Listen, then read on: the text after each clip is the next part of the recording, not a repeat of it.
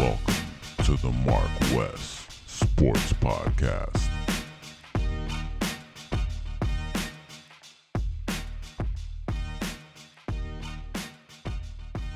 All right, so we're live, baby.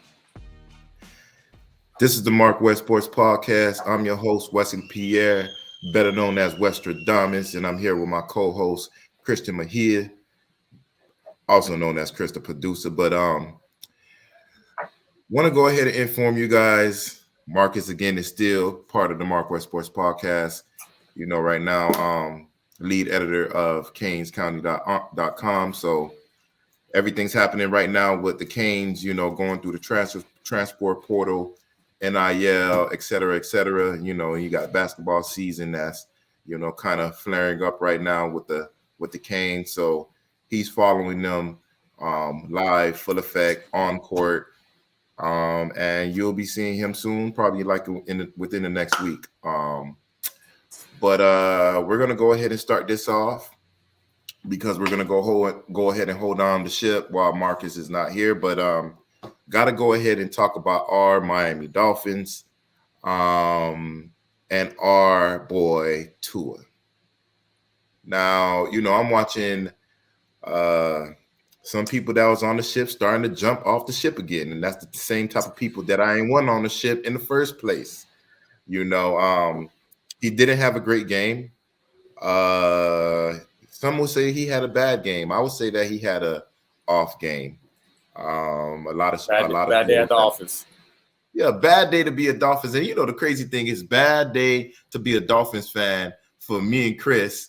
We went to Twins Peak with Marcus and Chris's brother to watch the game, and unfortunately, we lost. I kind of felt like it was our fault we lost because it's like, damn, if we would have stayed to the crib, we possibly would have won. But you know, that's not here nor there. You know, regardless of the fact, he did not have a good game. He was not accurate. We all know that Tua, his bread and butter is accuracy, not you know, the arm to be strong and, you know, him being a running quarterback. He's not one of those individuals. His asset is being one of the most accurate, efficient quarterbacks in NFL this year, in the NFL this year. And, you know, the crazy thing is that's what they were saying on the screen. You know, I think that they actually seen the MarcWes Sports Podcast because these guys on live air when the game was playing was saying, you know, that's his bread and butter, the accuracy, the efficiency, and he wasn't efficient. You know, before the season started, we had the cheetah, our boy.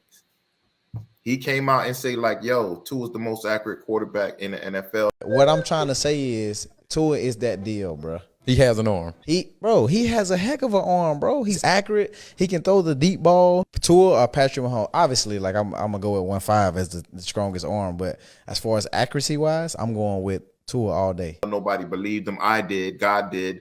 And he was basically showing us that, you know, he led the league for the last few weeks in quarterback rating, quarterback touchdowns per game, you know, having 3. I think he had that a period of 3 or 4 games, and he didn't have that last game. I don't know what happened. I don't know if it was the hype. I don't think it was the hype because like he comes from that side of the world. You feel what I'm saying? And I'm saying it's not like he's, you know, like in China or somewhere else, but he come from Hawaii. California and Hawaii is like closer to each other than Miami and Hawaii, but I felt he would have probably had a stronger game than he did have. I seen it from jump. You know, the first few throws is off. You know, matter of fact, the first throw was the real throw. 1st and 10. Again, well protected. Here's a deep ball. Launch Hill. Perfectly dropped in. Touchdown, Dolphins. In the blink of an eye, they find it and strike from 45. The first throw, that 75-yard bomb. Yeah. Some people's gonna say it was not a 75-yard bomb. It was a 75-yard after catch touchdown from Tua. But I'm not trying to hear none of that shit. He's the one that threw the ball, of course. I think it was like a 20-yard play, And this is what the Dolphins are built on, giving it to your playmakers, giving them the ball and making them do what they do with their legs. We've been seeing that with Waddle, Cheetah, and we've seen that with Sherfoot. You know, we spoke on Sherfoot the last podcast or the podcast before last, and we were saying there's an emergence on them because everybody's going ahead and doubling Waddle or doubling the Cheetah. Everybody know, you know, who got us here. Tua, Cheetah, Waddle, and of course the O-line. Not to interrupt you, which I just did, but even with a bad day at the office, still had 295 yards with 2 touchdowns. Exactly. But you know, that's the whole point of the accuracy. For me, he should have had at least like 25 out of that 33. So he should have had like 7 more catches that would have probably won us the game. And he didn't. It's okay. Everybody have a bad day.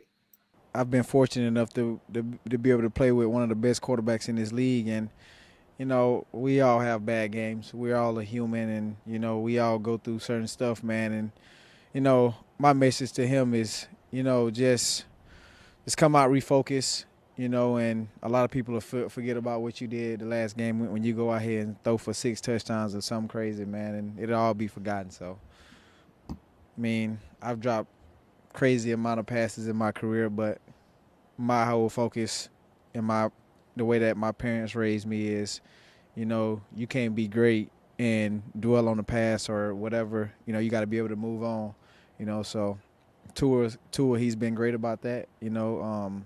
He's definitely a hard worker. So sometimes, you know, you just wake up on the wrong side of the bed, and I think that's exactly what happened to Tua. You know, he wasn't himself. I seen this stupid ass guy, the guy that Marcus doesn't like, Dan Orlovsky, just talking trash about Tua. Like, he was like, he basically what everybody thought he was. I'm like, were you actually seeing what he's been doing this whole season? And that's what's going on.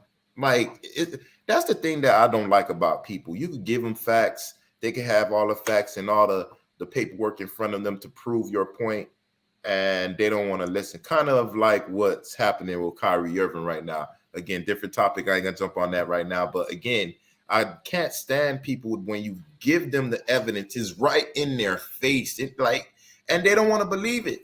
You know, he had a bad game. Let's take it as it is. When Josh Allen, you know, have 2 picks a game, I think back-to-back games, like, they brush it under the rug, like, I'm like, why can't – my whole thing is, another thing is, why can't people just give Tua the credit that it is, what he's done?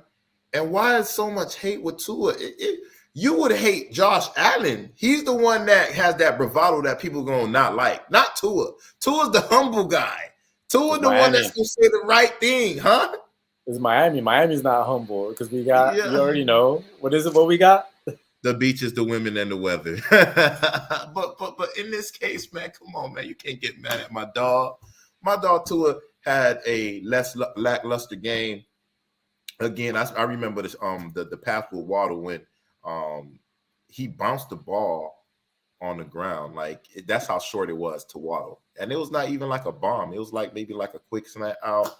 And he couldn't even get that. So it just clearly showed that he had a bad game. I think that he really had a bad game because we had no running game. And why didn't we have a running game? Because the person that I said is the most important person on the Dolphins beside Tua, in Armstead, our left tackle. He's not in the game. We have no running game. You see what I'm saying? You see how that worked? Westradamus was right again.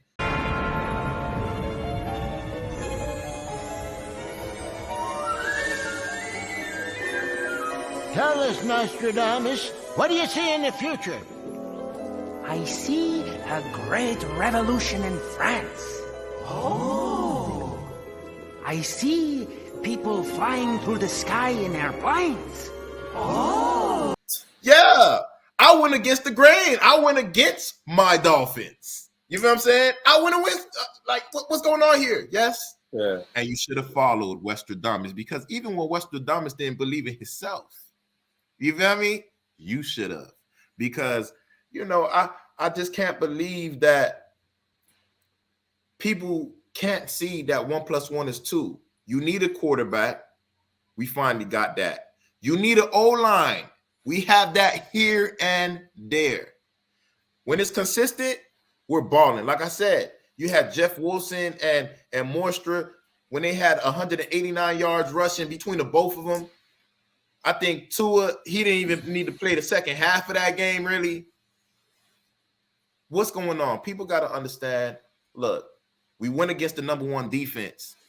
Nobody want to say nothing like that on ESPN. What do you think's going to happen when supposedly the number 1 offense is going against the number 1 defense? I mean, for the most part, every sport I hear defense win championships. We played a defensive team, not top 5, number 1 defense. And my dog Tua still had 200 and some change on y'all boys, close to 300. The funny thing is, you remember, Chris, when we was at the bar and we seen that we were just losing by 6. It was late in the game. You were like, damn, I'm thinking, you thinking, Mark is thinking, everybody in the bar thinking like, we're going to figure it out. Tua's going to go ahead and do what he do. You seen that face that he did? That face, I'm like, you see his face? He was mad. He was in his feelings. What did he do? He scored a touchdown. But it's just that bobble that Gronkowski didn't catch to give us that first down, because that was the game. If he would have made that first down, I think Tua would have done what he showed us the previous drive. Not all game, but the previous drive was be accurate.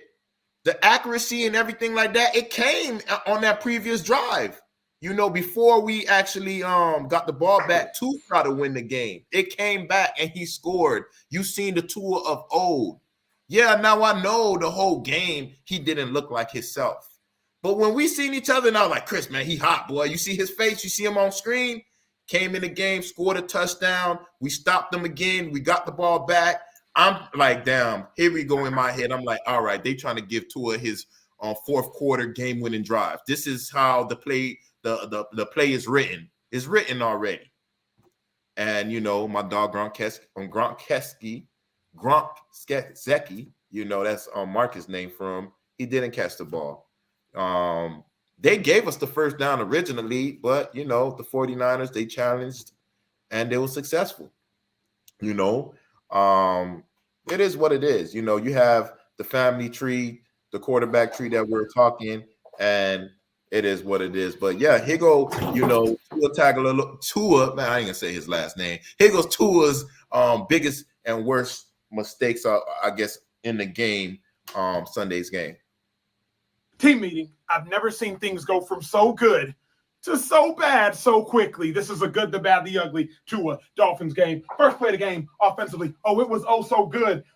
The Niners are going to bust coverage. Tua's going to quickly glance, see Sherfield slant, former Niners receiver, running that slant right across the middle. He beats Fred Warner, all linebacker. Safety, Tashawn Gibson can't make the play. And y'all know what this happens. Touchdown. Oh, so good. But then, y'all, it got so bad. The very next offensive play, here's what people didn't notice. The Dolphins are going to run the exact same play in reverse. They just had Sherfield on a slant this way. Now they're going to run literally the exact same play. Tyreek Hill in motion in reverse. Tua, you got Sherfield again. He's wide open. Just throw it to him. He's going to beat Greenlaw to the position. Just throw it to him, Tua. He's wide open. But you're looking at Tyreek Hill, and we miss it. The bad. First play was good. Second play, oh, that was bad. But now it's the ugly. Now it's the third quarter, down by 7. Right guard, center, going to get beat. Tua steps up. Now he's falling all over the place. Running back Jeff Wilson falling all over the place. And Niners, tumble. They're going down like there's some domino pins. And then add insult to injury. Jimmy Ward, he going to hurdle Wilson. But watch this, y'all. Ward going to hurdle Wilson. Then Fred going to hurdle Wilson. Yeah, But here's why I'm not tripping, Dolphins. If this play is ruled a catch, different ball game. 4th and 2, it's overturned. Niners get the ball back. They do what they do. Niners defense is legit. Tua played about as bad a game as he can play and still had an opportunity to win with 6 minutes left in the fourth. The good, the bad, and the ugly. Ready, break. That was perfect. He basically said what I said. You feel me? I mean, he broke it down, you know, and had his whole editing before he actually did it. But we're live over here, and he said exactly what Westradamus said. That actual first down that we missed in the end, close to the end of the game, with like close to 6 minutes left, we was gonna go ahead and drive the ball because this is the time you need to be dinking dunk Tua. We don't need to go ahead and score big plays. Just get the first down, do like Tom Brady. Get the first downs, waste clock. We're not going to go ahead and have a running game because we haven't had a running game all day. So let's go ahead and let our running backs catch the ball and let that be our running play, even though it's a catching play. And Gronkowski couldn't catch the ball, and we knew it was over then, and we felt some type of way about that garbage-ass San Francisco fan that was running his twat in the actual bar. Every time San Fran did something good and he's the only one yelling, everybody turn around and look at him like, you talking again? You feel me? You lucky you where you at, you feel me? Because you can get manhandled over here, but it is what it is. We knew that this game was kind of a barometer of how the Dolphins would do if we played a elite defense, and I think the Dolphins played decent. I think it just was Tua was not accurate. That's it. Because if Tua would have won that game, and not just won the game, all those overthrows that was like deep bombs, you know what I mean? If he would have been successful with that, and we would have won the game, and we would have humiliated them boys like it was supposed to happen, Tua would have been MVP. There would have been like, man, I don't know why we wasting Chris Greer. Let's go ahead and pay my dog Tua. You feel me? Let's go ahead and just haul in the wheelbarrow, like Cheetah said, with that money, what you gonna give Tua in the offseason. Because like, don't be like Baltimore Ravens and not have no faith in your quarterback. Pay him because he I think he's that dude. And this next game is gonna go ahead and kind of show you if he's that dude. I kind of already seen it before because Tua had when he came back from that injury. Don't want to go into that as well. When he came back from that first game, he was not the greatest Tua. We won the game, but he was not as accurate. He kind of looked like this Tua. You know what I'm saying? So what did he do after that? When he almost had the interceptions, because that's what they was calling him. They was calling him almost. You know, like what that movie is. That Aztec movie, man. They called the dude that was stuck in the Apocalypto.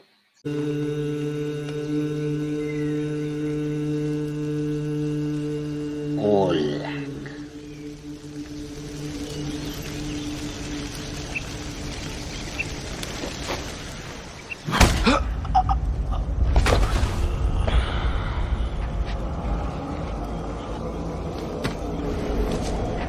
Lila acaba. Hola. Apocalypto. That's his name. Almost. That's how you know we on the same page, man. They called Tua almost the last few weeks. Almost had an interception. Almost lost the game. Almost. No. And he almost won the game, but hey, unfortunately, it didn't happen. But hey, it is what it is. For us to see a game like that against an elite defense, number one defense, and still get a chance in the game to win the game. I'm looking at that like that's a playoff game because we're gonna be playing these high-powered defenses. I know we're gonna be playing them high-powered offenses and this, that, and the other, but we're gonna be playing defenses like that, and I think we could be successful if Tua's accurate.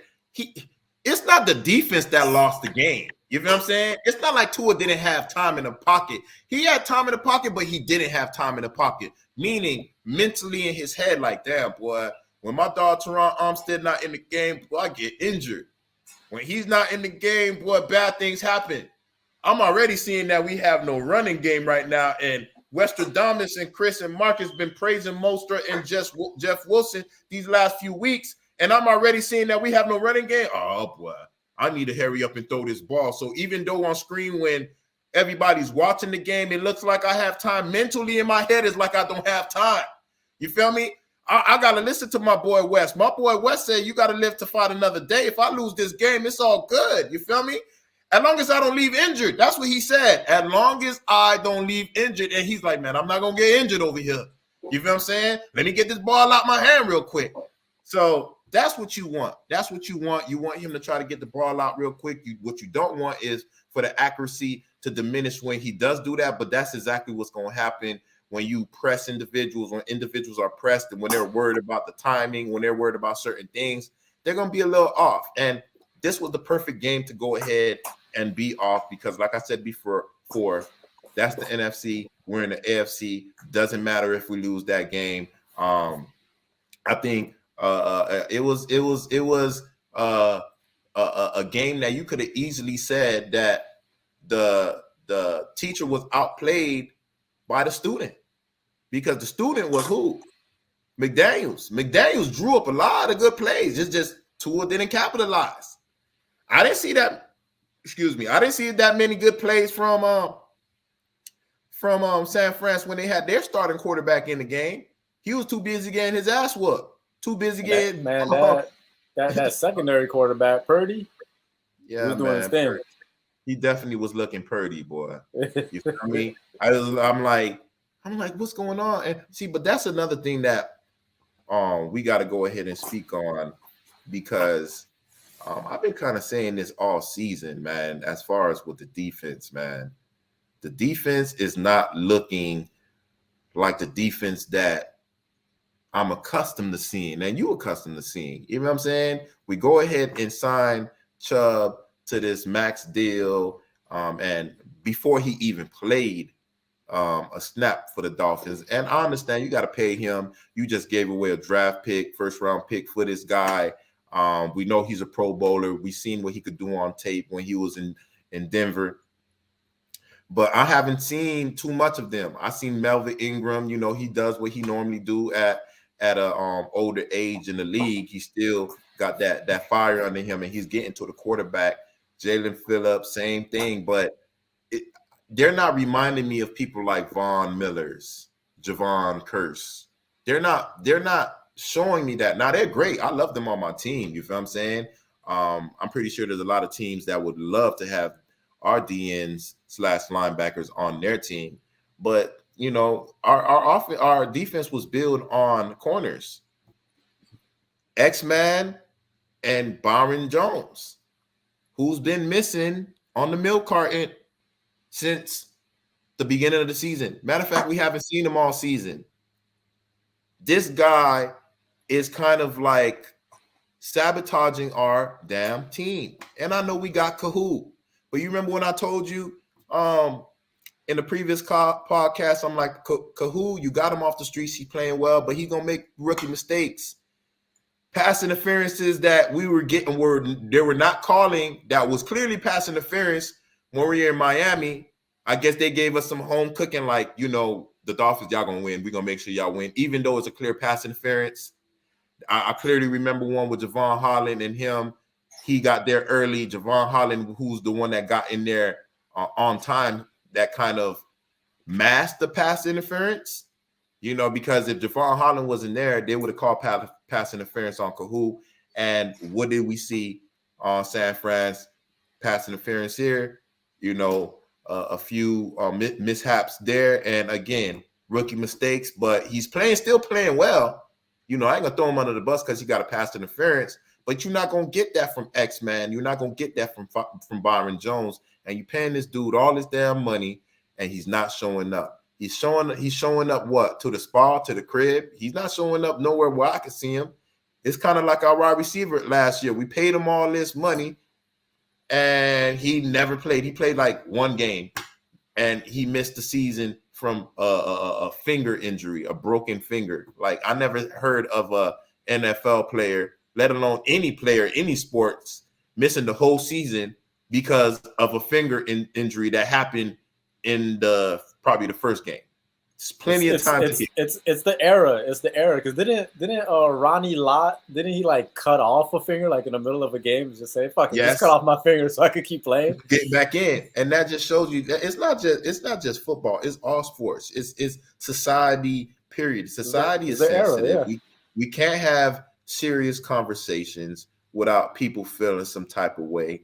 I was watching this Whitlock show on YouTube. I need to send you that. Jason Whitlock. It was like a 3-hour long video, but of course I didn't watch all 3 hours. I watched 30 minutes here, 45. I'm still not done with the video, but he was showing us like interviewers, like I guess it's like somebody like him. It just was not a podcast. It was one individual. I think it was a reporter and that had Farrakhan on, that had controversial people on his show, had the leader of the KKK on his show. Why? Not to promote hate or this, that, and the other, so we can see like how you thinking, what's out there. You know what I'm saying? You want to know what's out there, and there's a lot of different views on plenty of different things, so people can actually discuss. And he was basically showing like this is what society has stepped away from, being real, and that's the same thing when it comes to sports, when it comes to our children in school. You can't teach certain things because they're sensitive. You can't talk about this because they're sensitive. I mean, even the whole bullying situation, man. Like, oh, my kid's committed suicide because of a bully. That just shows your kid is a little weak. I'm sorry. People gonna go ahead and say, Wes, like, yo, damn, boy, Wes, you going off right now. I'm just being real. You know what I'm saying? When people used to get bullied back in the day, they used to tell you. But that's not the kid's fault. That's the parents' fault. You didn't raise that exactly. You know what I mean? You feel me? Like, we was raised like, yo, you know, somebody picking on you, like, you're gonna have to stick up for yourself. You're gonna have to fight yourself. I'm not in school with you. You know what I'm saying? Yeah, if I come over there to the school, this, that, and the other, they gonna really make fun of you. Oh, he had to call his parents. It's gonna be worse. Nah, so you gotta handle that yourself. It's either you gotta handle it yourself, or you and your homeboys, or you and your family members need to handle that at the school, this, that, and the other. You may get in trouble in school, but you got permission from your parents to handle your business. So if you get suspended, it's all good. It's just an early vacation. You'll be gone for like 10 days suspension. Come back to the crib, come back to school, and you got to respect that bullier is not bullying you no more. You know what I'm saying? These are the stuff that is not happening no more. People, and not just that, on imaginary world, Instagram, social media, people getting bullied. Young people getting bullied. Now you got adults, like the Dolphins, the bully gate. You feel me? Like, you can tell me a grown ass man that's about 350 pounds, you getting bullied by another guy. Not just that, you're a football player. It's violent. It's violent. So you can't defend yourself and whoop his ass. You may get whooped, but I guarantee you, like, he ain't gonna pick on you no more, because when y'all fighting, he won, but he was left a little hurting too now. Yeah, you don't make it easy. Yeah, you don't make it easy. He'll make it easy. Twice. Yes. You feel me? Let's talk about what you think is gonna happen versus the LA Chargers on Sunday, because they play Sunday night. This is gonna be a Sunday night game. Yeah, and you know, I really wish, Marcus, you was here, because you wasn't on tour, and I know you was like these people who are in the media talking about Herbert. So this is the perfect game. I wanted your output, your whole insight on tape. You feel me? Because I know I can holler at you on the phone, and you're gonna be like, oh, this is a great game, this, that, and the other. But I need our audience to know, Marcus. I need them to know how you really feel about this game, man, because I think we're going to whoop that ass. You feel me? Spank that ass and beat that ass. Like I've been saying, we're going to do our thing. One, because, and not just that, before I get into that, when y'all lose, I don't want to hear nobody talking about the Chargers are injured. Please don't give me that bullshit, because nobody was saying that for Tua. No one. You feel me? No one the year one, when we thought that he was supposed to stay on the bench, learning from Fitzpatrick, and they threw him in the fire. Not the second year, you feel me? When his head coach didn't like him, clearly didn't like him. And now you get to this year, and now he's balling like a big dog with them big heavy nuts. And now people want to go ahead and be like, oh, no, it's because Herbert doesn't have the O-line like two. No. Please step off. Please break camp. You feel me? Now, going into the game. I think the Dolphins going to do their thing. Teron Armstead, again, the guy that's the second most important, or 1A, 1B into Tua, and Armstead, the left tackle, he will be playing. You know, Shell will be playing. And I think we just signed an offensive lineman, Eric Fisher. I think he played for Kansas City, too, for multiple years. I think he won a Super Bowl, too. We signed him, to solidify the O-line because, like, it's just seemed like everybody just been getting injured. Eichenberg, you got all type of people that's been gone. People that's high picks, that's gone. And we definitely need Tua to have some time in the pocket to give you them dimes and to give you them darts that I've been saying for these last few weeks.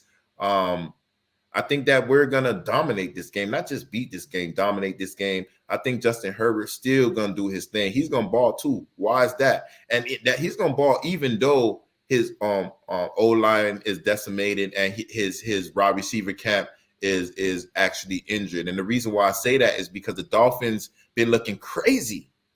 The Dolphins defense been looking crazy.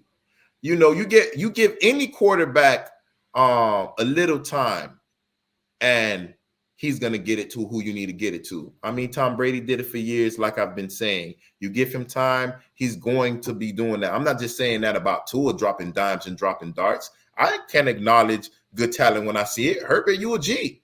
You feel me? You be balling. Nobody was trying to draft you. From what my understanding before the draft, everybody was saying Tua. Nobody was saying Herbert. It just happened that supposedly you're supposedly better. Now, I don't think so. I don't think you're better than Tua. I think Tua's better than you. I think that you're built better than Tua, but I don't think you're more accurate than Tua. You may have a stronger arm than Tua, but that's because your stature is bigger than him. You know what I'm saying? So it's understandable. It's kind of like our argument when we had about women and men. Some people physically going to be stronger than you just because of their stature. You know what I'm saying? When it comes to the women and men, it's biologically. When it comes to men and men, it comes to height, weight, all of that stuff, and even time in the gym as well. But again, if I go to the gym and I'm like 6'2", I think I'm 6'2", maybe 6'3". I'm 6'3". Chris is like what? You're like 5'11", 5'10", 5'9", 5'9". Yeah. All right, Chris is 5'9". I'm 6'2", 6'3". Me and Chris can lift the same weights every day, this, that, and the other. You feel what I'm saying? But to be honest with you, because of my stature, I'm probably going to weigh more than him. You know what I'm saying? We may look like we're the same bulky, but I'm going to be a little heavier because of my stature. And that because of that stature, I may be physically stronger. Maybe, I don't know. You feel me? I'm not a doctor. I'm just, but I think that is what, a lot of people have on Tua. You know what I'm saying? Is that they're just taller than him, and they're more muscular than him. Not saying that he can't gain muscle. He can gain muscle. It's just like he was injured for a whole year. You can't do shit when your hip is injured. Can't really do nothing. Not even cardio. So maybe, probably benching, but, you're going to be looking like a carrot top. Yeah. I don't think you want to go ahead and be that individual. So with this game, the Dolphins, you're going to see the running game come through. You're going to see Tua. Tua's going to be the Tua of old, accurate. And Tua been hearing the motherfuckers talking these last few years saying, oh, y'all should have got Herbert instead of Tua. You think he had an interview where he said, yeah, he was praising Herbert. And that's what you do. You do not give ammunition to nobody. I love you, bro. Man, I love your game. Meanwhile, after the end, I can't stand his ass. I can't stand that they're always comparing us. But I'm not going to give you no clickbait. I ain't going to give you no ammunition to win the game more than anything. Boom. It's like when you play when you playing the game and somebody hits you or whatever like that, like, yeah, bro, boo, boo, boo. Or before the game, like, yeah, man, how's the family? How's everything? So when you hit me, you're not trying to hit me too bad. You trying to win the game, but you're not trying to destroy me. You feel me? I know him. And that's exactly what Tua's doing. Tua's doing the right thing. Tua's doing what Tom Brady's been doing for years. And that's finesse. Finesse the audience. When you hate me, deflect. You feel me? When you try to make me something come out my mouth about Brian Flores, no comment. You feel what I'm saying? This is what you do. These individuals already hate Tua. Tua knows that.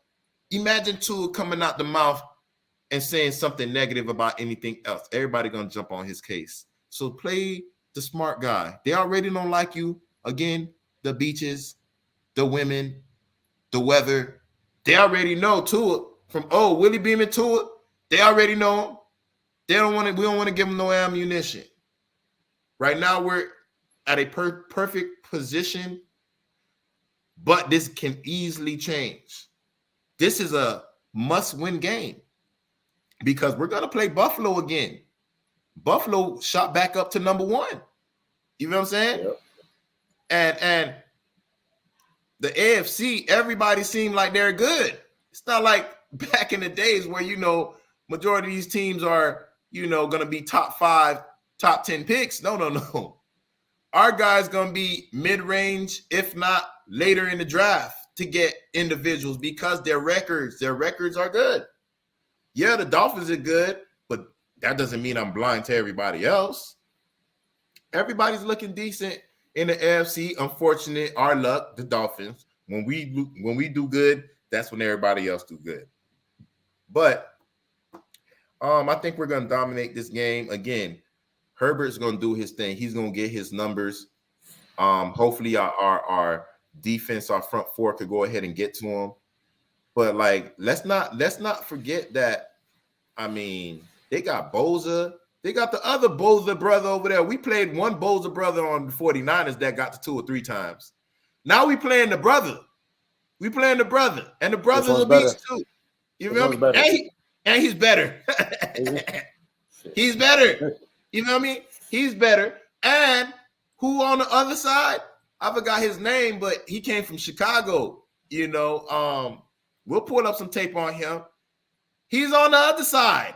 So we're these last week and this week, you're gonna see that Tua's playing like elite pass rushers. It's just this time he's gonna be accurate. There's more to lose. There's more to lose with this game because 1, they're in the AFC. 2, they already was talking about Herbert was the better pick these last 3 years, and Tua heard that. Tua do need to shut all these motherfuckers up. That's what Tua's saying to, I'm gonna shut everybody up. I'm tired of them running a twat. You feel me? I'm gonna make all these people silence like Martin. Yeah. Lipstick, give me the usual. I just got finished schooling some of these young punks in my jiu-jitsu class. No, that's right. That's right. Game. Dragonfly. Think I get that Christmas bonus you promised me, man? Silence. I got your money. You feel me? And he's going to silence these haters. I think that's exactly what's going to happen. He's going to silence these haters. And he's going to turn into Martin and silence them. And I'm going to be the one to fortify and refortify the silence when I jump back on the MarcWes Sports Podcast with the game recap. But our Dolphins will prevail. Our Dolphins will continue to get better. And our Dolphins will get back around on track with this game. Specifically, they need to do it for my man Tua. All right, let's keep it on football. I want to talk about Deion Sanders. You already know what's going on with Deion Sanders. So he went from historically HBCU, a historically black college / university, and now he's at Colorado University, right? Which is predominantly. Well, I didn't even realize they're calling it PWI. I was like, what? I was like, what the hell's a PWI? And then I thought about it. I was like, oh, if HBCU is historically black college, PWI is predominantly white institution.